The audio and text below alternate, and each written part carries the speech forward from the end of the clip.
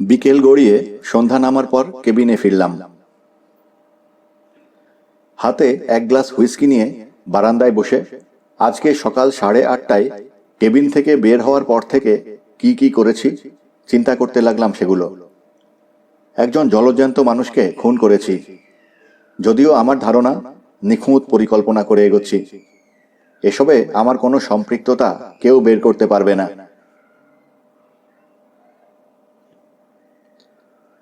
চিন্তা করছি সামনে আসা দিনগুলো নিয়ে।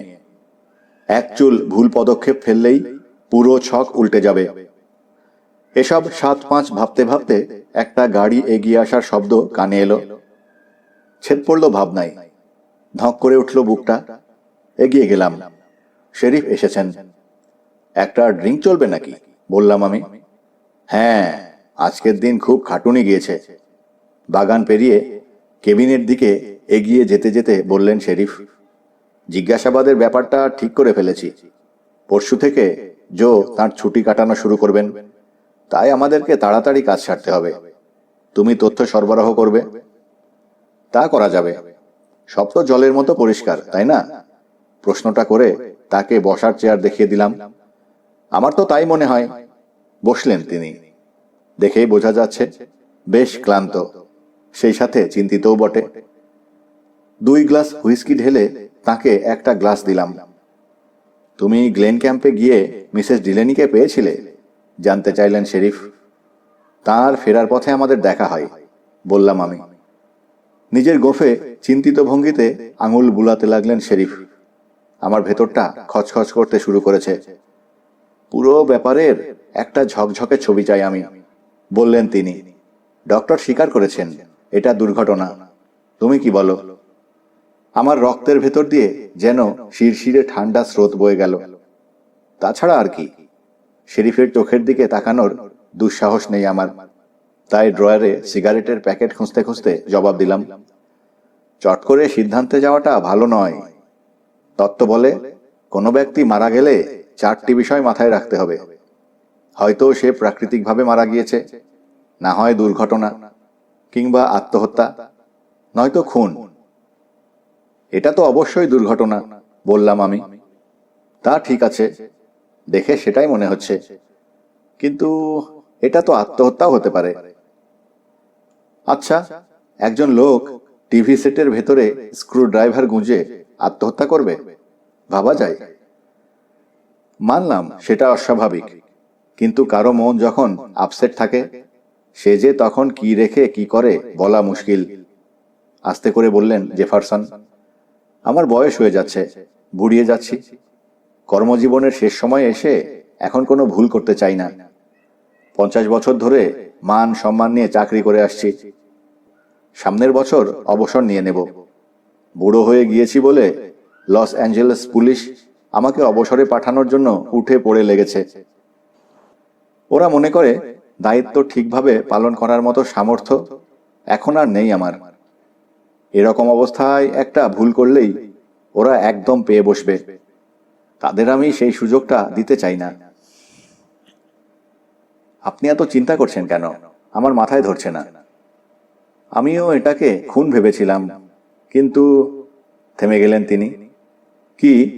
আমি তাড়া লাগালাম। মিসেস ডিলেনি তাকে ছেড়ে দেওয়ার পরিকল্পনা করছিলেন। কথাটি শুনে বুকের ভেতরটা ছ্যাঁত করে উঠলেও কিভাবে নিজের চেহারা ভাবলেশহীন করে রাখলাম জানি না, কিন্তু রাখলাম। মিসেস ডিলেনি তাকে ছেড়ে যাওয়ার পরিকল্পনা করেছিলেন? আপনি জানেন কিভাবে? অ্যাম্বুলেন্সের জন্য অপেক্ষার সময়টুকু আমি কেবিনটা ঘুরে দেখেছি। সকালে বের হওয়ার সময় মিসেস ডিলেনি তার সব কাপড় চোপড় নিয়ে বের হয়েছিলেন। আমি ধারণা করছি মিসেস ডিলেনির ইচ্ছে ছিল তিনি আর ফিরবেন না। দেখুন শেরিফ, ডিলেনি সাহেব নিজে আত্মহত্যা করুক কিংবা দুর্ঘটনায় মারা যাক, তাতে কি তেমন কিছু যায় আসে? অযথা ব্যাপারটাকে জটিল করার কি দরকার? যদি তিনি আত্মহত্যা করে থাকেন, আমি জানি তা তিনি করেননি, কিন্তু পুরো ব্যাপারটা মিসেস ডিলেনির জন্য কতখানি খারাপ হবে ভাবতে পারছেন? সাধারণ পাবলিক বিষয়টিকে কিভাবে নেবে? কেন বেচারিকে কষ্ট দেবেন? জেফারসন পাইপ টানতে শুরু করলেন, চেহারায় অস্বস্তি। সেটাও বুঝি, কিন্তু আমার দায়িত্ব হলো রেকর্ড ঝকঝকে রাখা। আচ্ছা, মিসেস ডিলেনির মুখে দেখলাম কালশিটে পড়ে আছে, ওটা হলো কিভাবে? দেখে তো মনে হয় কেউ কষে চড় দিয়েছে, আর সেটা তার স্বামী হওয়ার সম্ভাবনাই বেশি। ওই কালশিটে বলে দিচ্ছে বনিবনা হচ্ছিল না তাদের, এজন্য কেসের গোড়া থেকে চেক করা দরকার। এ কাজ আমার বস দ্রুততার সাথে করতে পারবেন। জাহান নামে যাক আপনার বস, এখানকার ইনচার্জ আপনি। আমার মনে হয় আপনি একটু বেশি বেশি করে ফেলছেন। ভাবতে পারেন টিভি সেট দিয়ে আত্মহত্যা। ডক্টর ঠিকই বলেছেন, আমিও তার সাথে একমত, এটা দুর্ঘটনা। শ্রাগ করলেন শেরিফ, তুমি হয়তো ঠিকই বলছো। ডক্টর কি পোস্টমর্টেম করবেন? না, বেচারা কিভাবে মারা গিয়েছে সেটা তো আমরা দেখেছি। অযথা আর কাটাছেঁড়া করার দরকার নেই। যেটা জানা দরকার সেটা হলো সে কেন মারা গেল। কিছুক্ষণ ভেবে নিয়ে নট করলেন শেরিফ। না, মনে হচ্ছে তুমিই ঠিক। আমি মেয়েটাকে পছন্দ করি, তোমার কথাই ঠিক। অযথা বেচারিকে ভেজালে জড়ানোর কি দরকার? যদি তিনি ডিলেনিকে ছেড়ে যাওয়ার কথা ভেবেও থাকেন, সেক্ষেত্রে তো দেখা যাচ্ছে তার মন পরিবর্তন হয়েছিল। তিনি তো ফিরে আসছিলেন, তাই না? রেড ক্রস রোডের ওখানে তার সাথে আমার দেখা হয়েছিল, নিশ্চয়ই ফিরে আসছিলেন। বেশ, তাহলে খানিকটা স্বস্তি বোধ করছেন তিনি, চেহারা তাই বলছে। তবে ডিলেনি লোকটার সাথে এক ছাদের নিচে থাকা কম কথা নয়। মেয়েটার ধৈর্য আছে বলতে হবে, কি বলো? অধিকাংশ মেয়েরই বেশ ধৈর্য থাকে। ড্রিঙ্ক শেষ করে তিনি মেঝের দিকে এক দৃষ্টিতে চেয়ে রইলেন কিছুক্ষণ, তারপর উঠে দাঁড়ালেন। এখন চলি তাহলে। জিজ্ঞাসাবাদে থাকছো তো তুমি? হ্যাঁ, হাজির হয়ে যাব। সন্ধ্যার ম্লান আলোয় হেঁটে আমরা শেরিফের পুরনো ফোর্ডের কাছে গেলাম। মেয়েটার এখন কি হবে জানো কিছু? জানতে চাইলেন তিনি। না সূচক মাথা নাড়লাম। ডিলেনি সাহেব কি টাকা পয়সা কিছু রেখে গেছেন? বলতে পারছি না শেরিফ। মনে মনে ভাবলাম, গিল্ডা তো বলেছিল $1.5 লাখ মতো আছে, কিন্তু আমি সেটা শেরিফকে বলতে যাব কেন? বেশ, আসি তাহলে।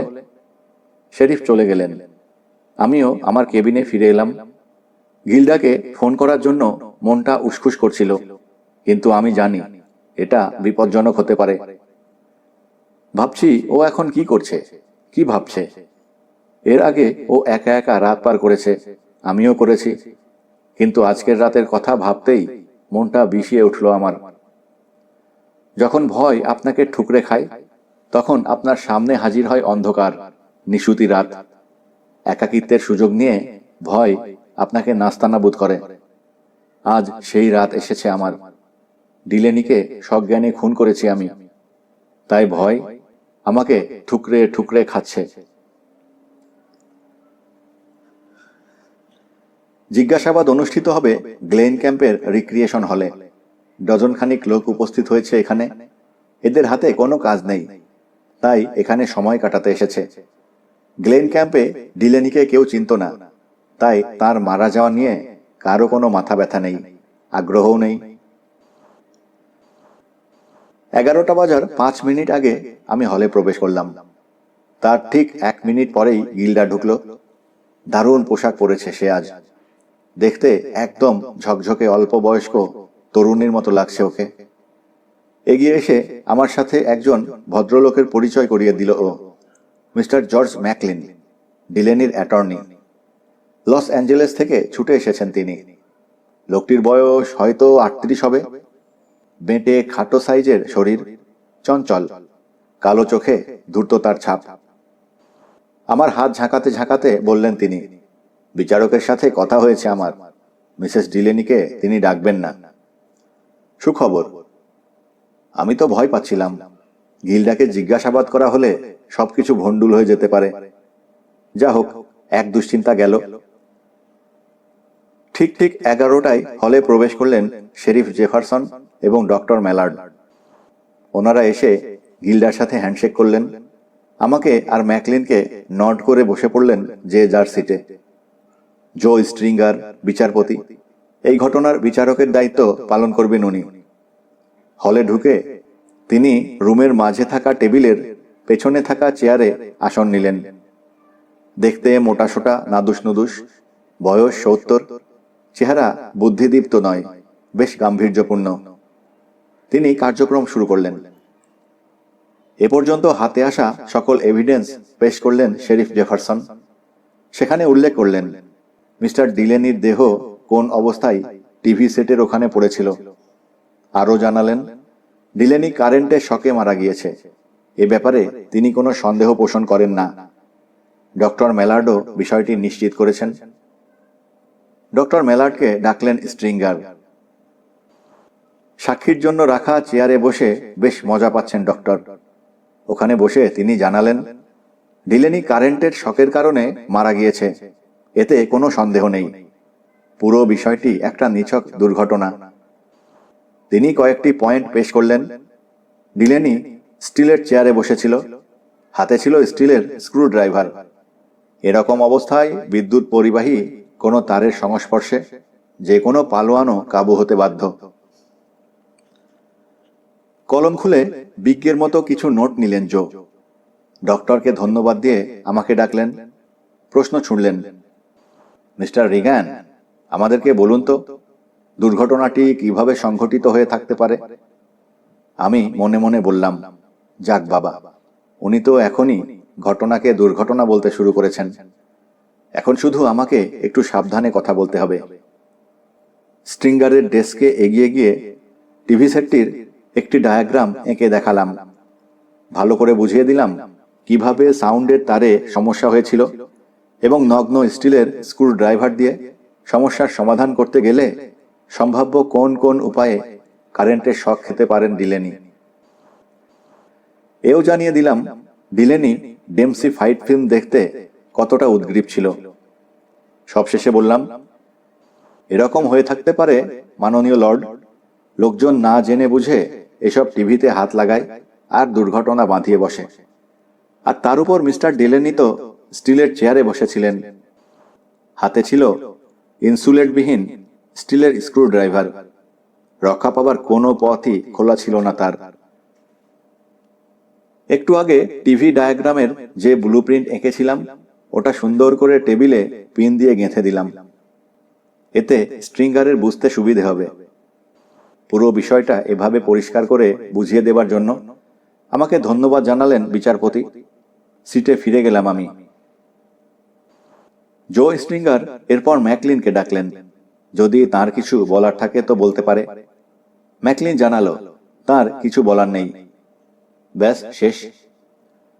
স্ট্রিঙ্গার ঘোষণা করলেন, যাবতীয় তথ্য প্রমাণ বিচার বিশ্লেষণ করে দেখা যাচ্ছে মিস্টার ডিলেনি দুর্ঘটনাবশত বিদ্যুৎপৃষ্ট হয়ে মারা গিয়েছেন। এরপর তিনি মানুষের খামখেয়ালিভাবে টিভি রেডিও চালানো নিয়ে বক্তৃতা দিয়ে টেবিল ছাড়লেন। সবশেষে বিচারপতি শোক প্রকাশ করে বিদায় হলেন। শেরিফ জেফারসন, ডক্টর মেলার্ড, ম্যাকলিন, আমি আর গিল্ডা একসাথে হল থেকে বের হয়ে বাইরের সোনাঝরা রোদে এসে দাঁড়ালাম। যদি আপনার কোনো প্রয়োজনে আমাকে দরকার হয় বলে মনে করেন, কোনো প্রকার ইতস্তত না করে জানাবেন। আমি খুশি মনে হাজির হয়ে যাব, বললেন শেরিফ। গিল্ডা তাকে ধন্যবাদ দিয়ে জানালো ম্যাকলিন সবকিছু দেখাশোনা করবে। ম্যাকলিন গিল্ডাকে বলল, বিকাল নাগাদ ব্লুজে কেবিনে আসবে সে। অর্থ সংক্রান্ত বিষয় নিয়ে আলোচনাটা তখন সেরে নেবে। গিল্ডা আর আমার সাথে হাত মিলিয়ে সে, ডক্টর আর শেরিফ একসাথে রওনা হলেন। আমি আর গিল্ডা এখন একা। মনে এক অপূর্ব প্রশান্তি বোধ করছি আমি। ভয় ডর সব কেটে গিয়েছে। যেভাবে পরিকল্পনা করেছিলাম সবকিছু সেভাবে হয়ে শেষ হয়ে গেল। আমি যেভাবে ভেবেছিলাম এটা তার চেয়েও সহজে হয়ে গেল। তো ম্যাডামের জন্য আমি কি কিছু করতে পারি? ওই টিভি সেট, টেরি, সে তো ওটার টাকা দেয়নি, তাই না? আমি চাই ওটা তুমি সরিয়ে ফেলো। ঠিক আছে, পরশু গিয়ে ওটা সরিয়ে ফেলবো। আর কিছু? মাথা নাড়ল গিল্ডা। মিস্টার ম্যাকলিন সবকিছুর দেখভাল করবে। কথাগুলো বলার সময় আমরা কেউ কারোর দিকে চোখ তুলে তাকালাম না। আমার মাথায় ছিল আমরা এখন মেইন রোডে আছি। লোকজন আমাদের দিকে কৌতূহলী দৃষ্টি ফেলতে পারে। এখন কি করবে গিল্ডা? জানি না, প্ল্যান তো তুমি করবে, তুমিই বলো। মাসখানেক আমরা একে অন্যের চেয়ে দূরত্ব রেখে চলব। আমার মনে হয় তুমি বরং লস অ্যাঞ্জেলেসের কোনো হোটেলে গিয়ে থাকো। মাস শেষ হতে হতে আমি এখানকার ব্যবসা গুটিয়ে তোমার কাছে চলে যাব। তারপর আমরা দুজন চলে যাব অন্য কোথাও, সেটা নিউ ইয়র্ক কিংবা অন্য কোনো জায়গা হতে পারে। ওখানে গিয়ে সবকিছু নতুন করে শুরু করব আমরা। একটা নতুন দোকান খুলব। আর হ্যাঁ, লস অ্যাঞ্জেলেসে থাকা অবস্থায় আমার কাছে চিঠি লিখো, ফোন করো না। ঠিক আছে, পরশু দেখা হচ্ছে। হ্যাঁ, তখন কথা হবে। আমি দেখলাম ও তার পার্ক করে রাখা বুইকটির দিকে হেঁটে যাচ্ছে। আমিও হাঁটা শুরু করলাম আমার ট্রাকের দিকে। গিল্ডা ওর কেবিনে ফিরে যাচ্ছে। এটা আমি মেনে নিতে পারছিলাম না, কিন্তু কি আর করা যাবে? এখানে দাঁড়িয়ে দাঁড়িয়ে তো আর খোশগল্প করা সম্ভব নয়। গরম লাগছিল, তাই পকেট থেকে রুমাল বের করে মুখ মুছলাম। রুমাল বের করতে গিয়ে দেখলাম আমার পকেটে কিসের যেন কাগজ। বের করে দেখি, ওই যে ডিলেনিকে দেওয়ার জন্য পোস্টম্যান দুটো চিঠি আমার হাতে ধরিয়ে দিয়েছিল, ওগুলো। আমি তো ভুলেই গিয়েছিলাম। গিল্ডা ওর বুইকে চড়ে বসছে। দৌড়ে গেলাম ওর কাছে। এই চিঠিগুলো দেওয়ার কথা ভুলে গিয়েছিলাম, গতকাল এসেছে। এক নজর দেখে চিঠি দুটো ব্যাগে ভরে রাখলো সে। ধন্যবাদ। আমরা একে অপরের দিকে তাকালাম। ওর চোখ মুখ ভাবলেশহীন দেখে কেন যেন আমার বুকের ভেতরটা একটু খচখচ করে উঠল। বুইক নিয়ে চলে গেল গিল্ডা। 1 মাস অপেক্ষা করা খুব একটা কষ্টের তা নয়। আর তারপর তো আমাদের সামনে নতুন এক ঝকঝকে জীবন অপেক্ষা করছে।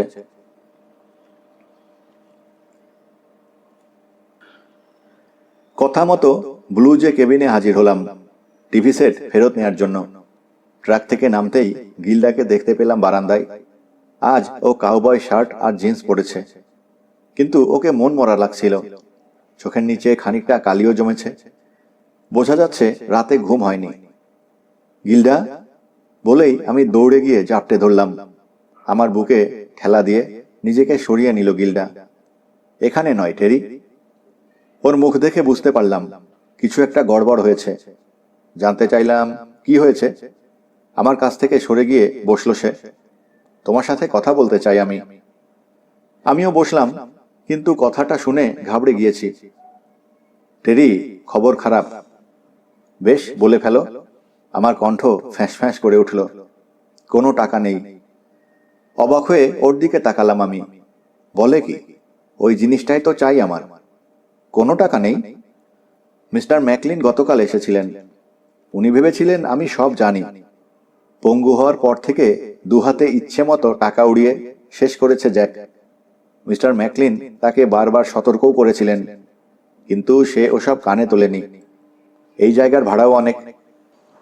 ব্যাপারটা হলো, ওর অত টাকা পয়সা ছিল না যতটা আমাকে বলেছিল। আমি আর ভাবতে পারছি না, যে পরিমাণ ঋণ করে রেখে গিয়েছে সেসব শোধ করার মতো টাকাই সে রেখে যায়নি। আমি দুঃখিত টেরি, কিন্তু এটাই সত্যি। ধাক্কাটা অনেক বড়। আমার নতুন জীবন শুরু করার ক্ষেত্রে ডিলেনির টাকা হিসেব করেই ছক করছিলাম। আমি চাই তুমি পুরো ব্যাপারটা বোঝো টেরি, গিল্ডা বলে চলল। আমি আশা করছি না যে তুমি এখনই আমাকে বিয়ে করবে। তোমাকে দেয়ার মতো আমার হাতে কিছুই নেই। বড় করে ব্যবসা শুরু করার জন্য মূলধন জোগাড় করার আগে আমি চাই না স্ত্রীর কারণে ঝামেলা পোহাও তুমি। তার চেয়ে বরং আমাকে ভুলে যাও। ওহ না, দেখো গিল্ডা, আমি তোমাকে ভালোবাসি। আমরা কিছু একটা করে সামলে নেব। তোমাকে বিয়ে করতে চাই, আর তোমাকেই বিয়ে করব। আমাদেরকে শুধু কিছুদিন অপেক্ষা করতে হবে, এই তো। আমরা এখানে বিয়ে করতে পারবো না, কারণ এখানে বিয়ে করলে আমাদেরকে নিয়ে গুজব ছড়াবে। নিজেকে শক্ত করে গড়ে তুলতে আমাকে কঠোর পরিশ্রম করতে হবে। সেটা কোনো ব্যাপার নয়। তুমি আমার পাশে থাকলে আমি সব কিছু করতে পারবো। ঘাড় নাড়িয়ে ভ্রুকুটি করল গিল্ডা। তোমাকে এসব করতে হবে না টেরি, আমি নিজের খেয়াল রাখতে পারবো। আমি উঠে গিয়ে ওর কাছে বসলাম। ওর হাত তুলে নিলাম আমার হাতে। তোমাকে চাই ডার্লিং। হয়তো ডিলেনির টাকা হাতে পেলে নতুন করে জীবন শুরু করতে সুবিধে হতো। যেহেতু সেটা হচ্ছে না, তাই সে আশা বাদ। কিন্তু তুমি আমার সাথে থাকলে ভালো করতে পারবো আমি। আমার পাশ থেকে মুখ ঘুরিয়ে কাঁদতে শুরু করলো গিল্ডা। ব্যাপার খানিকটা মিয়ে গেলেও অবশেষে ওকে পেয়েছি আমি। আর ডিলেনিকে খুন করলাম তো গিল্ডাকে পাওয়ার জন্যই। কান্না শেষ করে নিজেকে সামলে নিল ও। তারপর বলল, আমি ভেবে অস্থির, যদি সে আত্মহত্যা করে থাকে, কিংবা এটা যদি দুর্ঘটনায় হয়ে থাকে, তাহলে কি সে ঋণ শোধ করার জন্য জেনে বুঝে ঘটনাটা ঘটিয়েছে? বাক্যটির পুরোটা আমি শুনেছি ঠিকই, তবে সেভাবে খেয়াল করিনি। কিন্তু শেষের কথাটি মাথায় নাড়া দিল। চট করে তাকালাম গিল্ডার দিকে। কিসের ঋণ শোধ করার জন্য করেছে? কি বলছো তুমি? সে একটা ইন্স্যুরেন্স পলিসি করেছিল। আমার শরীর শক্ত হয়ে উঠল। বুকের ভেতর হাতুড়ির বাড়ি পড়তে শুরু করেছে। Insurance policy? কিসের পলিসি? তোমাকে তো বলার সুযোগই পাইনি। ইন্স্যুরেন্স করিয়েছিল জ্যাক। মিস্টার ম্যাকলিন গতকাল আমাকে বিষয়টি জানালেন। আমি নিজেও এতদিন জানতাম না। তুমি আমাকে যে দুটো চিঠি দিয়েছিলে, তার একটি ছিল ইন্স্যুরেন্স কোম্পানি থেকে। টিভি সেটের ইন্স্যুরেন্স করিয়েছিল সে। মিস্টার ম্যাকলিন বললেন, পলিসির একটি পরিচ্ছেদে উল্লেখ আছে, এই সেটের কারণে সেটটির মালিক দুর্ঘটনায় আক্রান্ত হলে বিমাকৃত অর্থ পাওয়া যাবে। তিনি এও জানালেন, তিনি পলিসির অর্থটুকু তুলে দিতে পারবেন, প্রায় $5,000 পাওয়া যাবে। এই অর্থ দিয়ে জ্যাকের যাবতীয় ঋণ শোধ করার পর কোনো একটা চাকরি জুটানোর আগ পর্যন্ত আমার হাতে কিছু টাকা থাকবে। আমার মুখে যদি গিল্ডা কষে একটা চড় বসাতো, তাতে যতটা খারাপ লাগতো, এই কথাগুলো শুনে আমার তার চেয়েও বেশি খারাপ লাগছে। মনে হচ্ছে বুক পেট গুলিয়ে সবকিছু যেন গলার দিকে উঠে আসছে। আমি তো জানতাম না উনি সেটের ইন্স্যুরেন্স করিয়েছেন। আমার কণ্ঠের আওয়াজ শুনে মনে হলো অনেক দূর থেকে কথা বলছি। তুমি সেট ডেলিভারি দেওয়ার পর, গিল্ডা বলল, একজন তরুণ এসেছিল কেবিনে, নাম লসন। চাপাচাপি করে জ্যাককে দিয়ে ইন্স্যুরেন্স করিয়ে নিল। আমার মনে পড়ল লসনকে আমি যে লিস্ট দিয়েছিলাম তাতে ডিলেনির নামটাও ছিল। কিন্তু সেটা তো শুধু টিভি সেটের জন্য। তোমার স্বামী তো আর নিজের দুর্ঘটনার কথা ভেবে ইন্স্যুরেন্স করাননি, তাই না? হ্যাঁ, তাই। মিস্টার ম্যাকলিন বললেন, এই ইন্স্যুরেন্স টিভির সাথে সাথে এর মালিকের দুর্ঘটনার ব্যাপারটিও কভার করবে। হঠাৎ করে যেন ঠান্ডায় জমে গেলাম আমি। কত বললে? $5,000? হ্যাঁ। আমার পুরো দুনিয়াটা যেন দুলে উঠল। ভয়ে কুঁকড়ে গেলাম আমি, বিহ্বল হয়ে গেলাম। এসবের মানে দাঁড়াচ্ছে আবার একটা তদন্ত হবে। আমি জানি ইন্স্যুরেন্স কোম্পানিগুলো কিভাবে খুঁটিয়ে খুঁটিয়ে কাজ করে। হলফ করে বলতে পারি, শেরিফ আর ডক্টর যেভাবে মেনে নিয়েছে ডিলেনি দুর্ঘটনায় মারা গিয়েছে, ইন্স্যুরেন্স কোম্পানি এত সহজে মানবে না তা। শতভাগ নিশ্চিত না হয়ে $5,000 দেবে না তারা। আমার জীবন, পরিকল্পনা সব এখন ঝুঁকিতে পড়ে গেল এই অবাঞ্ছিত পলিসির কারণে। তাহলে আরেকটা তদন্ত হবে গিল্ডা? এর কি কোনো দরকার আছে? থাক, বিমার অর্থ দাবি না করাই ভালো। কি দরকার? আমার দিকে ঝট করে তাকালো গিল্ডা। কিন্তু এতে $5,000 মিলে যেতে পারে। সর্বমোট ঋণ আছে $3,000। বিমার অর্থ আমাকে দাবি করতেই হবে। এই ইন্স্যুরেন্স কোম্পানিদের গোয়েন্দাগুলো কিন্তু খুব ঝানু। ঘটনার শিকড় পর্যন্ত অনুসন্ধান চালাবে এরা। আমি যেরকম ভয় পাচ্ছি, সেই ভয় গিল্ডার ভেতরে ঢোকানোর চেষ্টা করলাম। ওরা সহজেই বের করে ফেলবে আমার আর তোমার ভেতরে অবৈধ সম্পর্ক ছিল। কিভাবে? তারা তো শুধু এসে জিজ্ঞাসাবাদের রেকর্ড আর ডেথ সার্টিফিকেট নিয়ে যাবে। মিস্টার ম্যাকলিন তো তাই বললেন, টাকা না দিয়ে পার পাবে না। এতটা নিশ্চিত হয়েও না। আমি ইন্স্যুরেন্স কোম্পানিদের স্বভাব সম্পর্কে শুনেছি। টাকা যাতে না দিতে হয় তার জন্য সর্বোচ্চ চেষ্টা করবে তারা। বাহানা খুঁজে বের করার তালে থাকবে। ওরা প্রমাণ করার চেষ্টা করতে পারে মিস্টার ডিলেনি আত্মহত্যা করেছিলেন, তাহলে তাদের আর টাকা দিতে হচ্ছে না। একটা অজুহাত দেখিয়ে টাকা না দিলেই হলো, এটাই তাদের কাজ। আর এসব ঘাটাঘাটি করতে গিয়ে বের হয়ে পড়বে আমার আর তোমার সম্পর্কের ব্যাপারটা। তুমি যে তাকে ছেড়ে দেওয়ার পরিকল্পনা করেছিলে সেটাও খুঁচিয়ে খুঁচিয়ে বের করে আনবে। ব্যাস, ওদের তখন পোয়াবারও। বাড়িয়ে বলছো তুমি। মোটেও না, শত চেষ্টা করেও গলার স্বর নিচে রাখতে পারলাম না, চড়েই গেল। আমার আর তোমার মধ্যে সম্পর্ক আছে এটা নিয়ে যদি গোয়েন্দাদের মনে বিন্দু পরিমাণ সন্দেহের জন্ম হয়, তাহলে আমাদেরকে একেবারে খুবলে খাবে ওরা। আমাদের সেই ভুল করা চলবে না। শুধু তাই না, বীমার অর্থ পাওয়ার জন্য ওরা আমাদের কোর্টে লড়া চ্যালেঞ্জও ছুঁড়ে দিতে পারে। তখন ওরা এমন কয়েকজন স্মার্ট অ্যাটর্নি তোমার বিপক্ষে লাগিয়ে দেবে, যারা তোমার 14 গোষ্ঠীর আঁতের খবর পর্যন্ত উদ্ধার করে ছাড়বে। আমাকেও হাজির করবে কোর্টে। সব পত্রিকার প্রথম পাতায় আমাদেরকে নিয়ে খবর বের হবে। শেষ হয়ে যাব আমরা। আমার কথাগুলো শুনে এমনভাবে সে আমার দিকে তাকালো যেন আমি একটা বদ্ধ পাগল। তুমি আমাকে ভয় পাইয়ে দিচ্ছ। কি ব্যাপার, আমাকে যা যা বলেছ এর চেয়েও বেশি জানো নাকি তুমি? না, আমি জাস্ট তোমাকে সম্ভাব্য ভবিষ্যৎ সম্পর্কে সতর্ক করে দিচ্ছিলাম। আমরা বীমার অর্থ দাবি না করি, কেমন? মিস্টার ম্যাকলিনকে জিজ্ঞাসা করে দেখতে হবে। ইতিমধ্যে হয়তো দাবির কাগজ পাঠিয়ে দেয়া হয়ে গিয়েছে। তাকে একবার ফোন করব নাকি? ইতস্তত করতে লাগলাম। যদি ম্যাকলিন দাবি করে ফেলেই থাকে, তাহলে এখন সেটা বাতিল করতে বললে আমাদেরকেই সে সন্দেহ করে বসতে পারে। না থাক, হয়তো তোমার কথাই ঠিক, সমস্যা হবে না এতে। জ্যাকের মৃত্যুর ব্যাপারে আমাকে যা বলেছ সে সম্পর্কে তুমি নিশ্চিত তো? তোমার কথাবার্তা শুনে মনে হয় আমি কোনো অপরাধ করে বসে আছি। এখানে যারা বাস করে তাদের চোখে আমি আর তুমি অপরাধী বটে। আমরা পরকীয়ায় লিপ্ত। এখন দেখো গিল্ডা, বীমার অর্থ দাবি সংক্রান্ত জটিলতা শেষ না হওয়া পর্যন্ত আমি বরং তোমার কাছ থেকে দূরে থাকি। লস অ্যাঞ্জেলেসে আমাদের দেখা হলে তখন কারোর প্রশ্ন থাকবে না, বুঝেছ?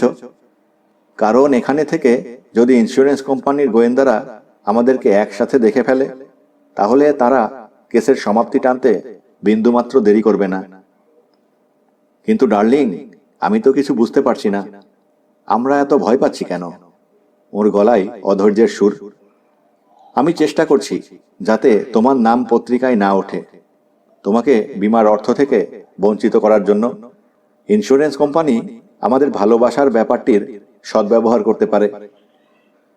বেশ ঠিক আছে, আমি এসব বিশ্বাস করি না, কিন্তু তুমি যেহেতু এরকম ভাবো, সেক্ষেত্রে আমার কিছু করার নেই। তাহলে বীমার অর্থ সংক্রান্ত জটিলতা না মিটে যাওয়া পর্যন্ত তুমি আমার কাছে আসছো না? হ্যাঁ, দুঃখিত গিল্ডা, কিন্তু এটা গুরুত্বপূর্ণ। দাঁড়ালাম আমি। তুমি হয়তো বুঝতে পারছো না, অন্যেরা কিন্তু ঠিক এভাবে চিন্তা করবে যখন আমাদের সম্পর্কের ব্যাপারটি ফাঁস হয়ে যাবে। এজন্যই এত কথা বললাম। ওর কাছ থেকে সরে এলাম। আমি বরং টিভি সেটটা নিয়ে চলে যাই, কেউ আবার এসে আমাদেরকে দেখে ফেলতে পারে। মিস্টার ম্যাকলিন বলে গিয়েছেন, ইন্স্যুরেন্স কোম্পানির লোক এসে পরীক্ষা না করা পর্যন্ত টিভি সেট যেন নড়চড় না হয়। সর্বনাশের 16 কলা পূর্ণ হলো এবারই। হ্যাঁ, আমি তো ভুলেই গিয়েছিলাম। বেশ থাকুক। শোনো গিল্ডা, লস অ্যাঞ্জেলেসে গিয়ে কোনো হোটেলে উঠেই আমাকে চিঠি লিখো যত দ্রুত সম্ভব। সুইচবোর্ডে বসে থাকা মেয়েটাকে আমি বিশ্বাস করি না। সে সব সময় আড়ি পেতে থাকে। তার চেয়ে বরং চিঠিতেই আমাদের যোগাযোগ চলবে, কিন্তু একে অন্যের কাছ থেকে দূরে দূরে থাকবো আমরা। ঠিক আছে টেরি। গুড বাই বললাম তাকে। এতটাই ভয় পেয়েছি যে একটা চুমো দেবার কথাও ভুলে গেলাম। পরের 4 দিন তেমন কিছুই ঘটল না। দিনে ব্যস্ত থাকার কারণে তেমন অসুবিধে দেখা না দিলেও সমস্যা হয়ে দাঁড়ালো রাতগুলো। 5ম দিন সকালে গিল্ডার একটা চিঠি পেলাম। তাতে লেখা আছে সে এখন লস অ্যাঞ্জেলেসের একটা বাড়িতে রুম নিয়ে থাকছে, চাকরি খুঁজছে। ইন্স্যুরেন্স কোম্পানি থেকে মিস্টার ম্যাকলিনের সাথে যোগাযোগ করা হয়েছিল। তারা নাকি সেটটা পরীক্ষা করার জন্য লোক পাঠাচ্ছে। শনিবার সকালে মানে পরশুদিন এখানে হাজির হবে তারা। আমার কাছে জানতে চাইছে 11টার দিকে ব্লু জে কেবিনে গিয়ে ইন্স্যুরেন্স কোম্পানির লোকদের টিভি সেট দেখাবো কি না। কার্পেটের নিচে কেবিনের চাবি রেখে গিয়েছে সে। গিল্ডার কথা মতো শনিবার সকাল ঠিক 11টার সময় আমি ব্লু জে কেবিনে গিয়ে হাজির হলাম। 2 মিনিট পরেই গাড়ি আসার আওয়াজ কানে এলো। বারান্দায় এলাম আমি। আমার বুকের ভেতর ধুমাধুম যেন হাতুড়ির বাড়ি পড়ছে। মুখের ভেতরটাও শুকিয়ে কাঠ হয়ে গিয়েছে। পেটে কেমন যেন ঠান্ডা শিরশিরে অনুভূতি হলো। ঝকঝকে একটা গাড়ি এসে ব্রেক কষলো আমার ট্রাকের পেছনে। চওড়া কাঁধের এক নিগ্রো, বয়স 32 কিংবা 33 হবে। চেহারা দেখতে খারাপ হলেও সেখানে কৌতুকের ছাপ আছে। গাড়ি থেকে নামলো সে, পা রাখলো বারান্দা সিঁড়িতে। আপনি মিস্টার রিগান? হ্যাঁ, হাত বাড়িয়ে দিল সে। হাত মেলালাম দুজন। আপনার সাথে পরিচিত হয়ে ভালো লাগলো মিস্টার রিগান। আমি স্টিভ হারমাস, ন্যাশনাল ফিডেলিটি থেকে আসছি। কাজের ব্যাপারটা জানেন তো? মিসেস ডিলেনির অ্যাটর্নি বললেন আপনি আমাকে দুর্ঘটনার জন্য দায়ী টিভি সেটটা দেখাবেন। যাক বাবা, এই বেটা ঘটনাকে দুর্ঘটনা বলছে। একটু স্বস্তি পাওয়া গেল। লাউঞ্জে নিয়ে এলাম তাকে। এই যে ওটা টিভি সেট যেখানে ছিল দেখিয়ে দিলাম। বিভিন্ন দিক থেকে সেটটিকে পর্যবেক্ষণ করতে বসলো সে। ইশারায় আমাকেও বসতে বলল। এই দাবি সংক্রান্ত বিষয়টি আমাদেরকে বেশ ভোগায়। সবসময় আমাদের উপর তর্জন গর্জন চলতে থাকে। একটু খেয়াল করলে আপনিও শুনতে পাবেন। কি, কিসের তর্জন গর্জন? ম্যাডক্স নামের এক ব্যক্তি আমাদের দাবি সংক্রান্ত বিভাগটি পরিচালনা করে। বেটা একেবারে নচ্ছার। যে ধরনের দাবি উত্থাপিত হোক না কেন, সে একদম গা ছাড়া দিয়ে ব্যাপারটাকে পরীক্ষা নিরীক্ষা করে। সবগুলো কেস এই পদ্ধতিতেই শেষ করে সে। বছরে 20 থেকে 30,000 ডলার দাবি উত্থাপিত হয়ে থাকে। এর মধ্যে 2% বা তার চেয়েও কম কেস ভুয়া বলে প্রমাণিত হয়। অন্য কোনো গোয়েন্দা ওই কেসে তদন্তে নামার আগেই আমাদের ম্যাডক্স ভবিষ্যৎবাণী করে বসে থাকে। ইনস্টিংক্টের উপর ভিত্তি করে কথা বলে সে। আর এ পর্যন্ত প্রতিবারই তার কথা ফলে গিয়েছে। হাত বোঝা চোখে আমার দিকে তাকিয়ে দাঁত বের করে বলল, এমন একদিন কবে আসবে যেদিন ওই বেটার ভবিষ্যৎবাণী ভুল হবে। ওর একটা ভুল হলে আমি ওটা নিয়ে ওর গলায় ঠেসে ধরার সুযোগ পাব।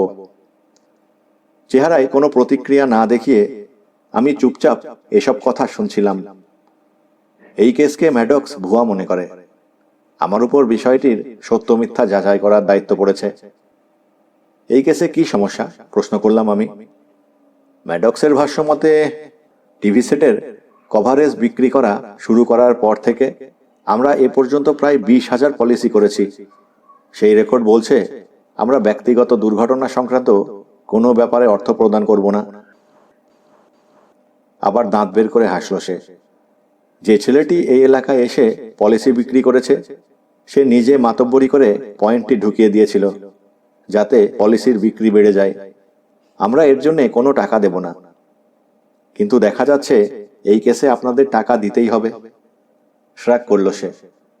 হয়তো আপনার কথাই ঠিক, কিন্তু আমি ম্যাডক্সের সাথে একমত হতে বাধ্য হচ্ছি। কারণ এই কেসটার জন্য আমরা 20,000 ফাইল ঘেঁটে উপযুক্ত ফাইলটি বের করেছি। যদি স্বাভাবিক ফাইল হতো তাহলে একটা কথা ছিল, কিন্তু না, ঘটনা তো অস্বাভাবিক। এই পলিসির বয়স তো মাত্র 5 দিন। যিনি এই পলিসি করেছিলেন, পলিসির কাগজ আমাদের অফিসে পৌঁছানোর আগেই ওনাকে সমাহিত করা হয়েছে। তার চেয়ে বড় কথা হলো সমাহিত করা হয়েছে কোনো পোস্টমর্টেম ছাড়াই। আর ইন্স্যুরেন্স কোম্পানি এই অজুহাতটিকেই শক্ত করে উপস্থাপন করে অর্থ প্রদানের ব্যাপারটি এড়িয়ে যেতে চাইবে।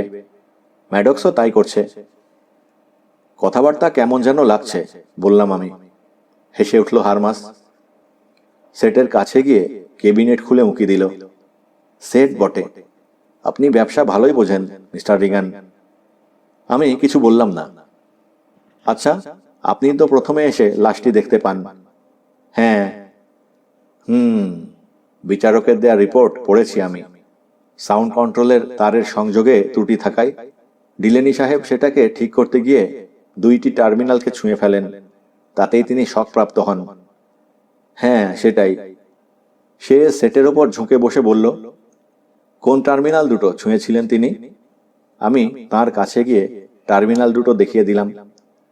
আচ্ছা, উনি তো আনইনসুলেটেড স্ক্রুড্রাইভার ব্যবহার করছিলেন। হ্যাঁ, আমি এসে সেটা তার পাশে পড়ে থাকতে দেখেছি। সোজা হয়ে দাঁড়ালো হারমাস। তার কোমর থেকে নিচের অংশ প্যারালাইজ ছিল। উনি হুইল চেয়ারে চলাফেরা করতেন, তাই না? হ্যাঁ। স্ত্রীর সাথে বেশ রুক্ষ ব্যবহার করতেন।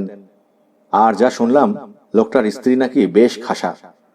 হাত দিয়ে অশ্লীল ভঙ্গি করে দেখালো সে। সবকিছু নাকি সেই রকম ছিল। আমি কিছু বললাম না, তবে সতর্ক আছি। তার সাথে আপনার দেখা হয়েছে, বলল হারমাস। হ্যাঁ। আচ্ছা, ওনাদের কি বনিবনা হচ্ছিল? এই ঘটনার সাথে কি এসবের কোনো সম্পর্ক আছে? যতটা সম্ভব গলা স্বাভাবিক রাখার চেষ্টা করলাম আমি, কিন্তু পারলাম না। আমার হাতে অনেক কাজ পড়ে আছে। মিসেস ডিলেনি আমাকে বলেছিলেন আপনাকে সেটটি দেখিয়ে দিতে। দেখিয়ে দিয়েছি। এখন চলি। চেয়ারে বসতে বসতে সে বলল, আরে আস্তে ভাই, আস্তে। আমার এসব কথাবার্তা শোনানোর জন্য আপনাকে বসিয়ে রাখা যাবে না। এটা আমি আগেই আন্দাজ করে রেখেছিলাম। দেখুন, সেটটা আপনি বানিয়েছেন, লাশও আগে দেখেছেন। এই এলাকা সম্পর্কে আপনার জানাশোনাও ভালো। তো আপনার সহযোগিতার জন্য কোম্পানির পক্ষ থেকে যদি দিনে 10 বাক্স করে দেওয়া হয়, চলবে? ইতস্তত করলাম আমি। কিন্তু এটাও বুঝতে পারছি, আমি যদি প্রস্তাবে রাজি না হই, সে হয়তো অন্য কাউকে নিয়ে আসবে। আর আমি যদি রাজি হই, পুরো তদন্ত জুড়ে উপস্থিত থাকতে পারবো। তদন্ত কোন দিকে মোড় নিচ্ছে সেটা সম্পর্কে সজাগ থাকার সুযোগ পাবো। চলবে, প্রতিদিন 10 বাক্স। রাজি হলাম আমি। হারমাস দুটো 10 বাক্সের নোট দলা পাকিয়ে ছুঁড়ে দিল আমার কোলে। আপনি বলতে পারেন তাদের বনিবনা হচ্ছিল কিনা? প্রশ্নটি আবার করল সে। আমি যতদূর জানি তারা বেশ ভালোই ছিলেন, কিন্তু আমি তাদেরকে খুব একটা একসাথে থাকতে দেখিনি। মনটা দুরুদুরু করছে। যদি এই ব্যাটা জেনে যায় যে গিল্ডাকে নিয়ে আমি ইটালিয়ান রেস্টুরেন্টে গিয়েছিলাম। কপাল ভালো, সে আর ওদিকে গেল না। দীর্ঘ সময় ধরে টিভি সেট পর্যবেক্ষণ করে বলল, একটু সাহায্য করুন তো, সেটটা আর ব্যাক কভার লাগিয়ে দিন। অবশ্যই। সেটের কাছে গিয়ে আমি স্ক্রু টাইট দিয়ে কভার লাগিয়ে দিলাম। হারমাস আমার কাজ দেখল, বলল, হুইল চেয়ারটায় বসবেন প্লিজ। বুকটা ধক করে উঠল। কি করবেন? আমি লোকটা বেজায় আলসে। যেহেতু কাজের বিনিময়ে টাকা দিচ্ছি, তাই টাকাকে উসুল করে নেওয়াটা প্রয়োজন মনে করছি। হুইল চেয়ারে গিয়ে বসতেই কেমন যেন একটা অনুভূতি হলো। ডিলেনি 4 বছর কাটিয়েছে এতে বসে। অদ্ভুত একটা অনুভূতি হলো আমার। আচ্ছা, সেটের কাছে গিয়ে ডিলেনি যেভাবে টিভির পেছনের কভার খুলেছিল, ওভাবে গিয়ে খুলুন দেখি। কথা মতো টিভি কভারের কাছে গিয়ে একে একে স্ক্রু খুলতে শুরু করলাম। উপরের দুটো স্ক্রু খুললাম কোনো সমস্যা ছাড়াই। বিপত্তি ঘটল নিচের দুটো স্ক্রু খোলার সময়। দেখলাম চেয়ারে বসে নিচের দুটো স্ক্রু নাগাল পাচ্ছি না আমি। পরিষ্কার বোঝা যাচ্ছে, যেহেতু আমি নাগাল পাচ্ছি না, সেহেতু ডিলেনির নাগাল পাওয়ার প্রশ্নই আসে না। আর ডিলেনি যদি টিভির কভার নাই খুলতে পারে, তাহলে সে শক খাবে কি করে? মারাত্মক ভুল হয়ে গেছে আমার। নিখুঁত পরিকল্পনার বড় একটি খুঁত ধরা পড়ল এখন।